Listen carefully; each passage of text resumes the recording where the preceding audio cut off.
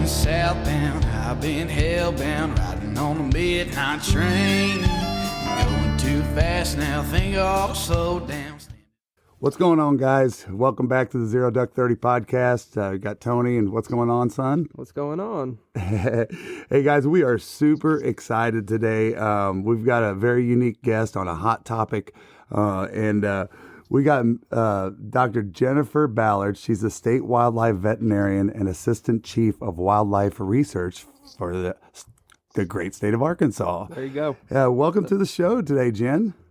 Thanks for having me, guys. Absolutely. Yeah, and we couldn't have a better guest on the show today to talk about this hot topic of avian bird flu. I know there's a lot of concern about it. If you've been out duck hunting a lot throughout the United States, you have witnessed dead birds. So there's a lot of concern about it, and there's a lot of gossip about it. So we wanted to have Miss Jenn on and talk about these topics and kind of drill down to the stuff and provide you guys all good factual information. So, but Jenn, if you could, can you give us a little bit of background about what you do there at Arkansas Game and Fish as a state wildlife veterinarian and assistant chief of wildlife research? Sure. So what we do, I basically work with our wildlife managers, and our big picture goal is to make sure that we're managing our wildlife populations for population level health. And so sometimes that's research, sometimes it's surveillance, sometimes it's investigating new outbreaks of something that's happening to make sure we understand what's happening on the landscape. But rather than treating individual animals, we're just very focused on making sure we're managing not just for large numbers, but for healthy populations. Very cool. Very cool. Now, let's just start from the very beginning with this. And I think for people that don't even understand, what is avian influenza / avian bird flu? Can you kind of start from the bottom there and then kind of explain what this is? Yeah, so it's a big topic. So flu is like this huge group of viruses, and there's lots of different types and different strains, and they end up in different species. So avian flu, that's a group of flu viruses that are predominantly, the natural hosts for them are going to be birds, waterfowl, wading birds, shorebirds, things like that. Those are natural hosts for avian influenza viruses. So they circulate, they're always there. And prior to this year, they really very rarely caused any kind of disease or mortality in our free-ranging wild birds. Yeah. Okay. And so, and obviously now we're seeing a big difference there. So what, there's obviously there's many forms, like you said. Can you describe how this current strain is different than some of those other ones? Sure. So you've probably heard the term highly pathogenic, and that's kind of a general grouping depending on how these viruses behave. So we have low pathogenicity viruses and high pathogenicity viruses. And so what is different about this one is that generally a low pathogenicity virus has spilled over into poultry. The high path description really is very specific to what the viruses can do to poultry. And so when a low path virus circulates in poultry, it kind of ramps up and is able to cause more disease and becomes highly pathogenic. Now, this particular strain has been circulating in Asia and Europe for a number of years. It's not brand new to the world, but it is new to the U.S. and to North America. So what happened is that this virus has been circulating in Asia and Europe, and it's spilled over between poultry and wild birds multiple times. It's just gone back and forth.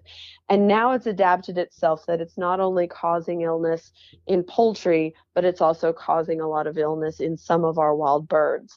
And so late in 2021, this virus that had been circulating on the other side of the world spilled over almost simultaneously into Alaska and the eastern side of Canada, and has since moved, basically this whole entire year has moved through all of our North American flyways, causing illness in our wild birds. Wow.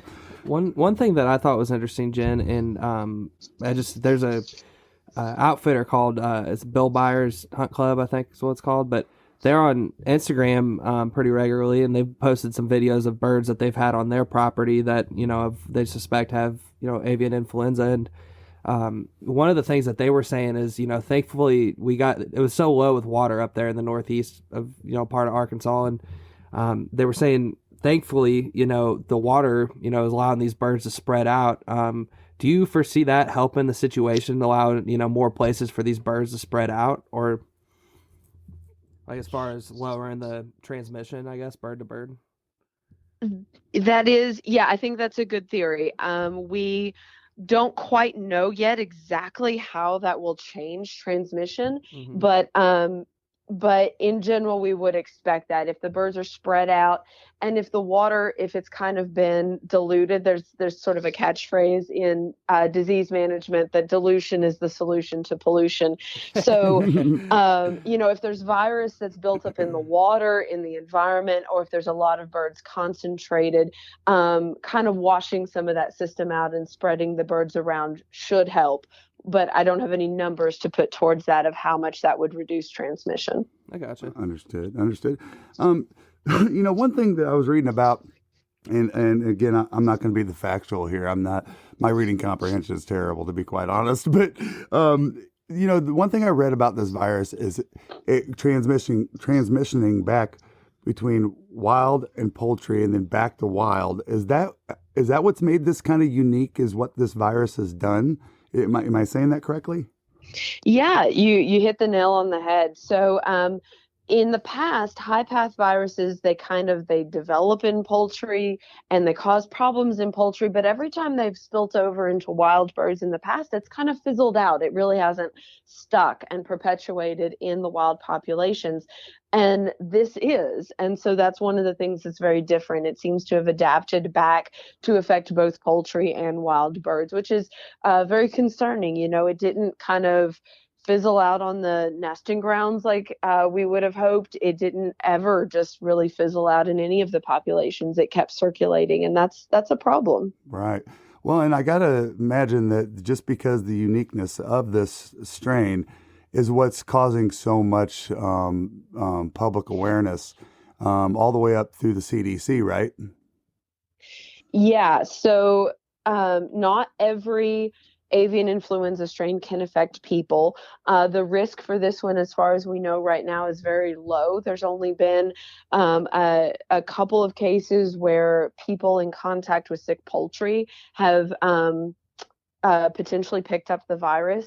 So the risk right now for people seems to be very, very low. But again, these viruses are constantly changing and evolving on the landscape. And so I think one thing they're watching for is to make sure that this doesn't become a bigger issue for people in the future. Understood.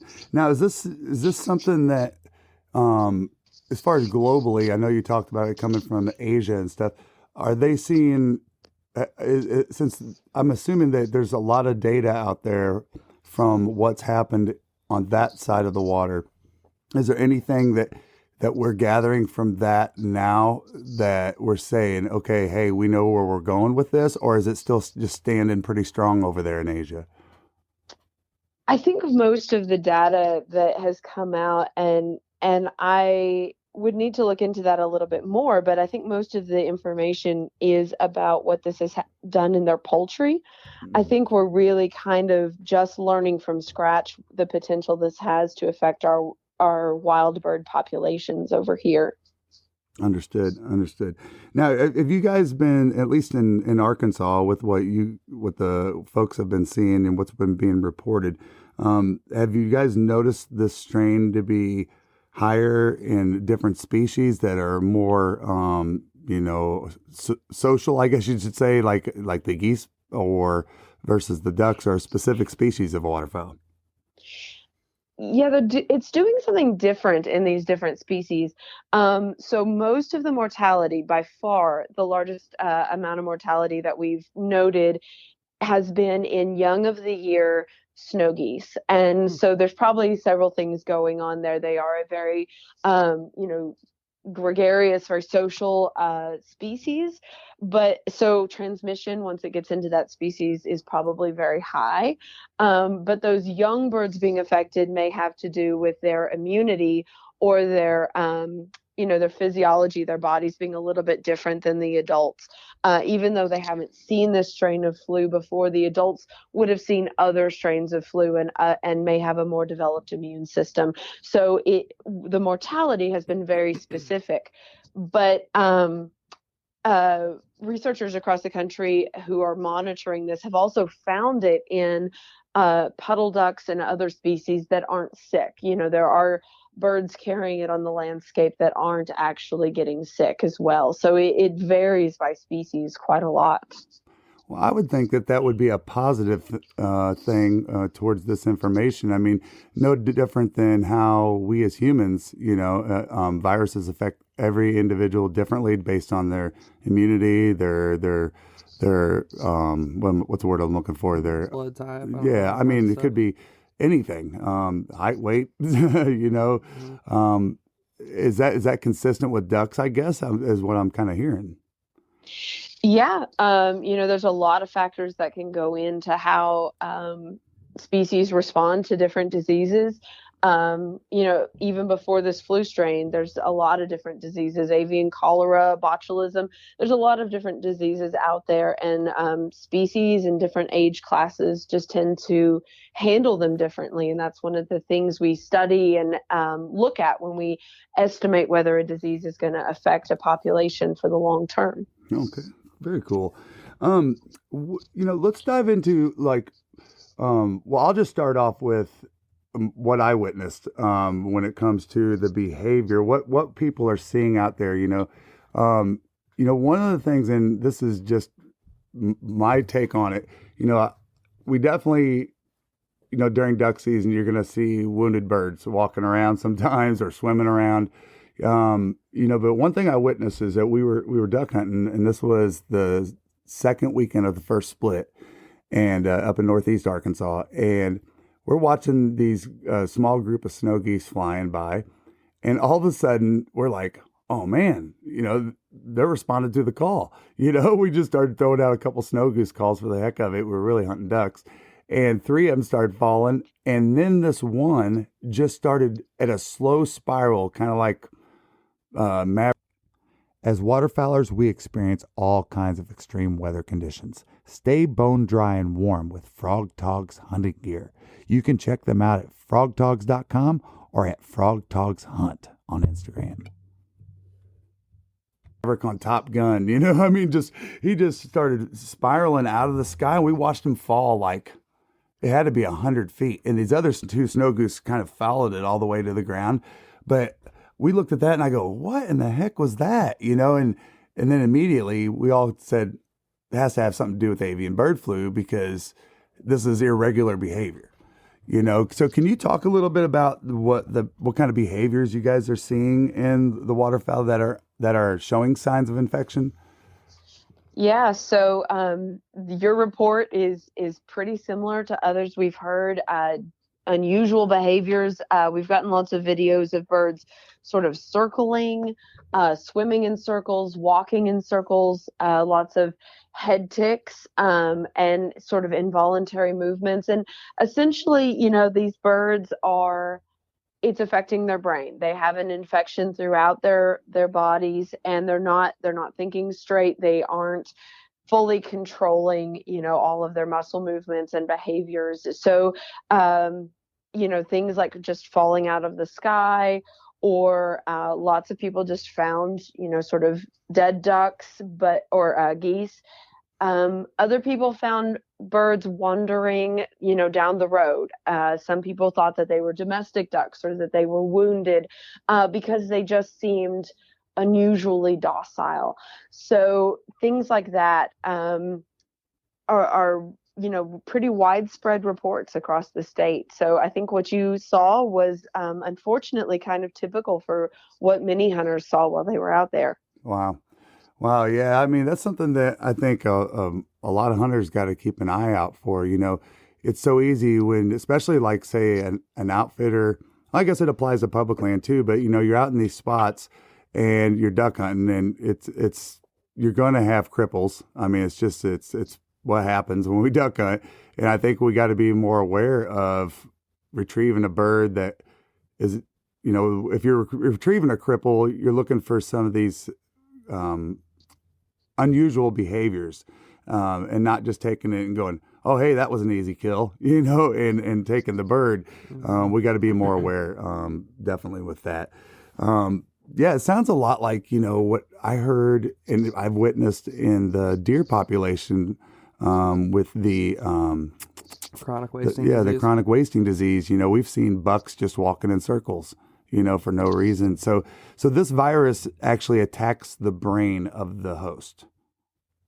Well, it can attack, multiple tissues. In birds that aren't affected, it can just replicate in the GI tract or the respiratory tract. But when they become sick and it starts to affect their whole body, it can affect their brain as well. And so that's sort of one of the more unique things about the highly pathogenic viral strains, is the range of tissues that they can infect in the body.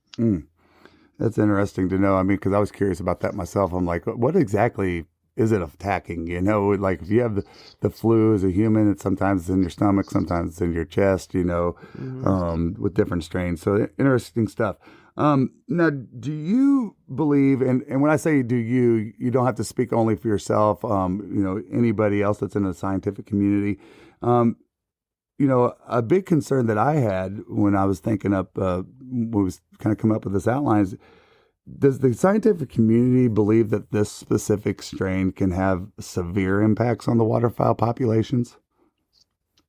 That is a great question. And that is one that I think it's fair to say we're still learning the answer to, because we're still 1 year in. If these birds can mount immune responses and develop immunity to this, or if the strain kind of mellows out, it doesn't necessarily have to cause long-term population level effects. Some of the species that may be most at risk are actually not waterfowl, that reproduce, from an early age and reproduce annually, but species like bald eagles that don't necessarily reproduce right away, but take a number of years to mature. They're slower to reproduce. Those species may actually be more vulnerable to long-term declines from a virus like this than species that reproduce more during their lifetime. So those are the kinds of things we're watching, because we don't know the answer to that yet. And that's kind of one of the fundamental questions we approach when we look at wildlife health, because not every disease causes long-term population level effects. And so not every disease needs to be managed or is a major concern. And so figuring that out is one of the first questions that we ask ourselves when we approach a new disease. Is this going to have a long-term population level effect? And so that's one of the things we've got to learn now about this new strain, is how is this going to behave differently over the long term? Understood. It's interesting that you bring up birds of prey. So again, we were in Northeast Arkansas, and this was Thanksgiving weekend, and we were talking with a friend of mine's uncle, and he had retrieved a dead juvenile bald eagle off his property, and it's all rice fields and stuff, and deer hunting property, and he of course reported it to AGFC, and I think a game warden came out and retrieved it. Yeah, that brings up a big concern, I guess, with all the birds of prey, since they're constant, they kind of follow this migration. Yeah. Other species that are affected, we've got the waterfowl, species like vultures, eagles, even hawks and owls have been detected with high path flu, peregrine falcons that mostly eat other birds. So species like that are definitely a concern, and something that we're already setting up ways to monitor their populations and look at the effect that this is going to have. Now, fortunately, songbirds don't seem to be super affected. So that's kind of one group we can worry a little bit less about. But we're looking at all these others and how we need to monitor them for the long term. Interesting. Now, is there, and again, this might be too early to tell, but, has there been any talks within the states or with U.S. Fish and Wildlife or anything like that of them going, hey, this is freaking us out, and we might need to start looking at changing limits or anything like that? I mean, any type of talk of making any immediate changes to this season based on like, for example, we have the snow goose season with the conservation season. Is there been any talks about, hey, maybe we need to change things up here or anything like that? I have not heard any talks like that. At the state level, and I can't speak for the federal agencies, but at the state level, we try not to change the rules in the middle of the game. Mhm. So, we would be looking at if there's any adjustments, that would be for future seasons. We really, unless it's an absolute emergency, try not to change things up on our hunters because that's just really hard for everybody to keep track of. And even our enforcement officers, our hunters, it's not fair to anybody. So we're not talking about those things now, but I think at the end of the season, we'll look at all of the data and, across the flyways, they make those kinds of decisions at a much more regional level. And I'm sure that data will be taken into account. Gotcha. Yeah, because I know like, different species of waterfowl, not to get off topic here, but you'll kind of see where I'm going with this. With my limited knowledge, I've learned that, different species of waterfowl have different mortality rates, right? Based on habitat, just their species. I think I heard at one point that like the blue-winged teal has like a 60-something% mortality rate or something crazy. Is that right? I don't know about that specific Okay. number, but the difference between species is true. They all have different behaviors and life histories, so they do have different mortality rates. Yeah, so I guess that's something that have to be looked at as well. With these different species, is how that affects each one, and you guys will have to take that data into consideration whenever to look at that stuff. My whole big thing for that question is there a whistleblower out there? Is there somebody that's saying, hey, this is severe enough that we need to change something now? And it doesn't sound like there is, which is a good thing for all of us hunters. So good stuff. Is there any history going back, like example in the 50s, or any history with a strain similar to this, or is this just biologically completely different than anything? I was just curious, like if we can look at any data from history and say, hey, we kind of know what this thing should do or what the impact could be. Is there anything like that out there? There really isn't, because all the other high path strains that have spilled over into wild birds, as I said before, they've all kind of fizzled out. And so the fact that this one is staying in our wild bird populations and circulating at a relatively high prevalence is really very different. And so if there was one takeaway message that I would have for hunters, it's that, yeah, this is different, and this is going to take a minute for us to figure out, what this is going to do for the long term, because there really hasn't been anything quite like this before. Understood. Now, I know, like sometimes when we hunt different states, we've been in Florida, we've been in Georgia, and it's really cool. Sometimes, we just come up to the boat ramp and there's a couple biologists and they just ask, hey, you mind if we test your birds, and I've been glad to do it anytime. We started noticing some testing, 3 years ago, and they told me that they were testing for avian bird flu 3 years ago. So they had to have y'all had to have been kind of looking out for this in prediction that this could happen. How are like different agencies like the U.S. Fish and Wildlife involved in assisting the states, and are they providing or planning, or is there any talking about providing additional resources or funding or representation to help understand this, at least on a state or regional level? So it is very, very collaborative. One of the agencies that's been very involved in surveillance for this is actually a branch of USDA called Wildlife Services.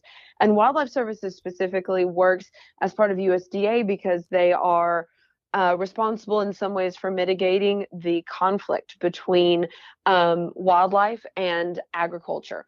And so one of the biggest concerns about this strain of high path flu is the risk that it poses if it spills back into poultry in the U.S. And the cost and what that does to our food chain and our markets.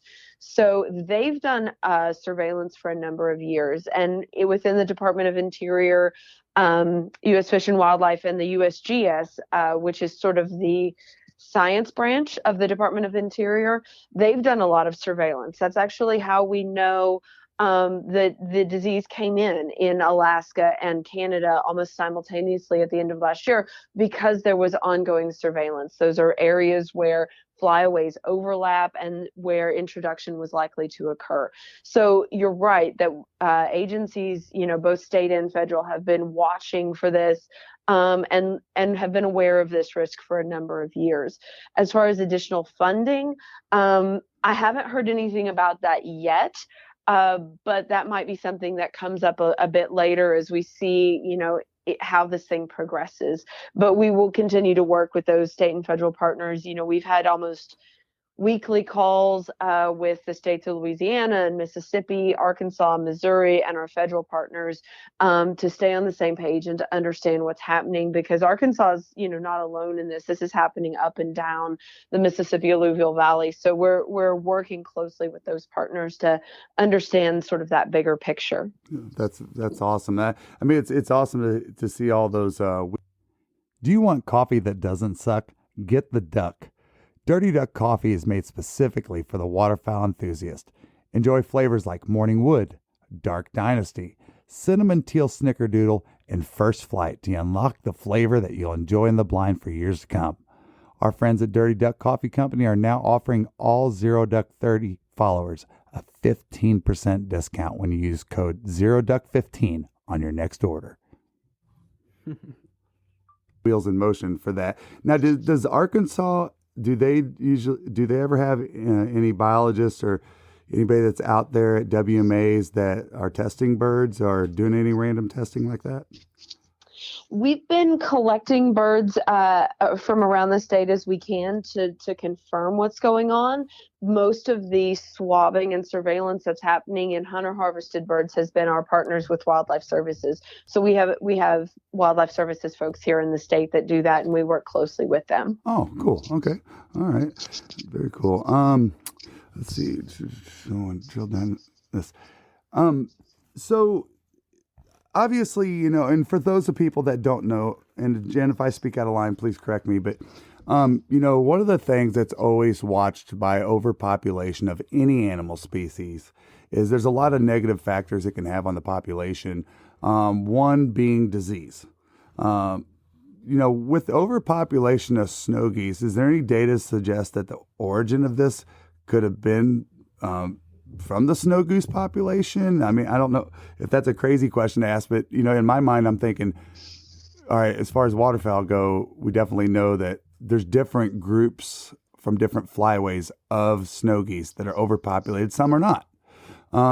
Is there any talk about that or concern, I guess? No, I think we do kind of know that this spilled over from flyaways in Europe and Asia, where it was circulating in both poultry and wild birds, in that in that part of the world. And the reason we know that is because there's actually a lab that has been tracking this and sequences the virus and compares the genetic sequence of the virus between different detections. And so they have monitored, where this has come from by tracking the genetic material and the changes in the virus. And so that's how we kind of know where this virus came from and where it circulated and how it's changed, is because our National Veterinary Services Lab continues to do sequencing on these viruses and understand what their genetic material shows. Okay. All right. Awesome. Okay. I was just curious about that. Now, you did make a mention about, as far as people attracting the virus, it's been very low risk. There's a lot of folks out there concerned about their dogs.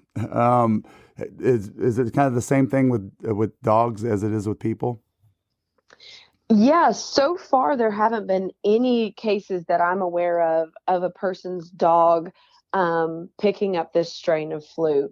There are strains of flu that affect dogs, but so far I haven't heard about this avian flu spilling over into dogs. What it has spilled over into are some wild canids, like foxes. And so we can't completely say that it could never happen. But in the case of those wild foxes, it was young animals that had likely consumed the whole carcass. And so all the tissues where that virus is replicating.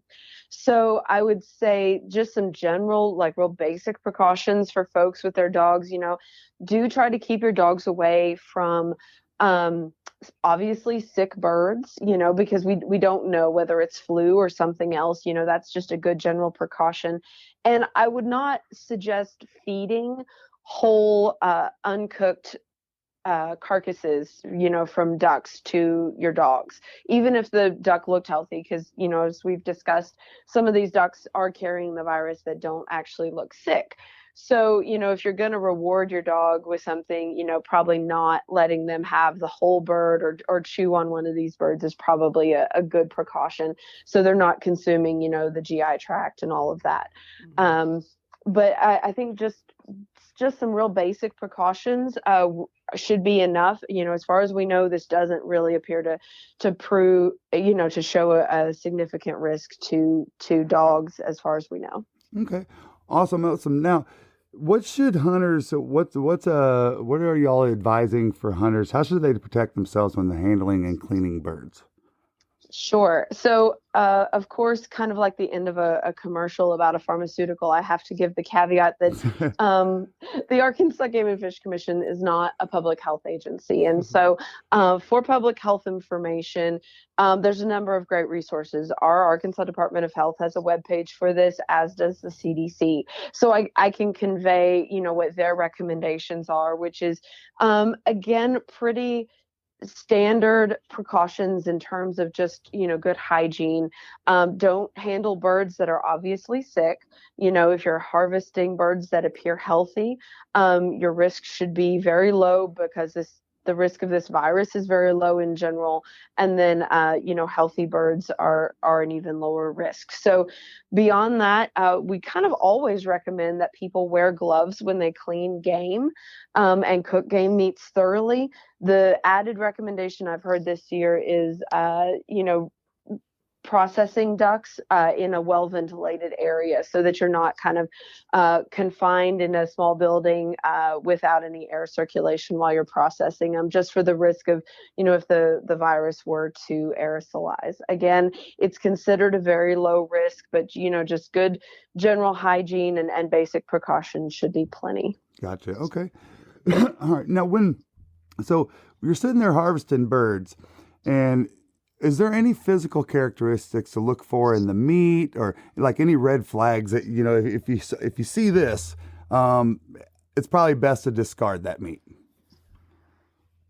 There wouldn't really be a lot in the meat. The signs you see when you get into, if you were looking closely at the organs, which, most hunters don't. But if you were looking closely at the organs, you might see, hemorrhage, things like that, on the heart or the GI tract. But it's also, once they've been shot, it's hard to know whether that's from an infection or from a stray pellet. So I don't think that's, a super reliable way to go. I would say, if the animal was behaving normally when you harvested it and you handle it with good meat handling, you're probably going to be fine, according to the recommendations from our public health colleagues. Gotcha. Okay. All right. Now, if hunters, and I'm sure you guys are urging feedback, if hunters witness this kind of behavior or they find dead birds, how can they report these findings to y'all at AGFC?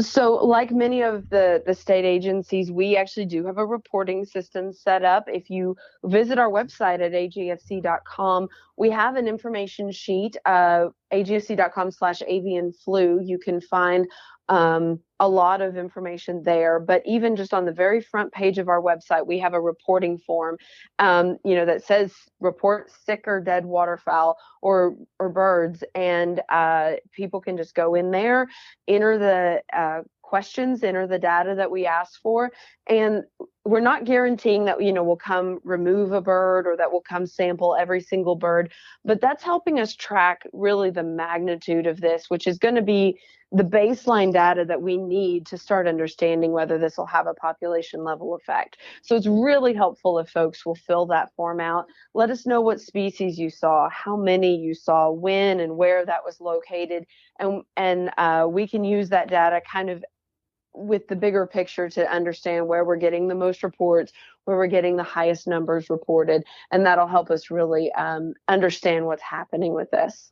Well, and what I'm hearing really is, and this is everybody out there listening, please pass it on to the other folks that you socialize with in the waterfowl community. It's really our duty as hunters to help our state and federal agencies understand this, and we're the boots on the ground out there seeing this all. Our partners at Huntwise are offering an exclusive discount for Zero Duck 30 followers.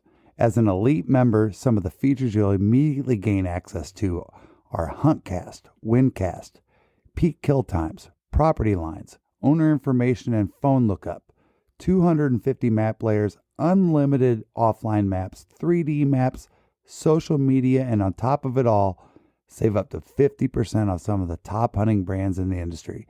Download and explore the #1 hunting tool set today and save 20% by using code DUCK30. Let's make sure that we get in and report these things and report our findings to even if you're listening to this and you're not in Arkansas, there's going to be a similar way to do that within your state agency. Jenn, is there anything else that you would like to add to this? Have we kind of stomped on this topic pretty hard, or is there anything additional you'd like to add? I guess if I was going to add anything, I would echo what you said. Hunters really are our boots on the ground. They are the original conservationists, and we're so grateful for the data that they help provide to us. So that's just a really great point. We need you to be the eyes and the ears out there on the landscape. And the only other thing I would say is, I kind of touched on it a little bit, that the biggest risk of this virus, the reason people are making a big deal out of this, is largely what it has the potential to do to our poultry industry. We know it's a risk to that. We're still learning what it can do to our wildlife, but the poultry, we know that's a problem. So if folks out there are duck hunters, maybe and poultry farmers, or duck hunters and they have a backyard flock, using really good precautions there, cleaning boots, changing clothes before you come into contact with domestic birds. If you do both, that's an interface that's probably at greatest risk right now. And it's going to be just a select group of people. That doesn't affect a lot of folks out there, but those folks that it does, that's probably who it has the biggest implications for. So be really careful there if you're around both waterfowl and domestic poultry. That's going to be our biggest risk point. Understood. Well, Jenn, I think we've nailed it. Thank you so much for providing us this factual information, taking the time out of your busy day to be with us. Us as duck hunters personally, I can speak for Tristan too. We appreciate all of the state officials, not just in the state of Arkansas, but even federally, what you all do. You all have the same passion as we do, is to provide great waterfowl hunting for all of us. And thank you for everything you guys do there. And thanks for taking time out today.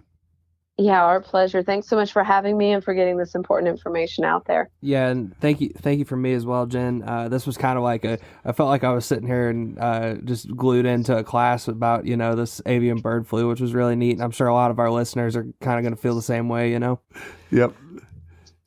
Well, glad I could help. Well, and maybe what we'll do is as a follow up is maybe we'll touch base sometime during off season and middle of the year or before season starts next year, and just kind of touch base on what we've learned from then until from now until then. Okay, sounds great. All right, Jenn, thank you. Have a great day. And Merry Christmas. Thanks. Merry you too. Christmas. Merry Christmas. Bye-bye. I've been southbound, I've been hellbound, riding on the midnight train. Going too fast now, think I'll slow down.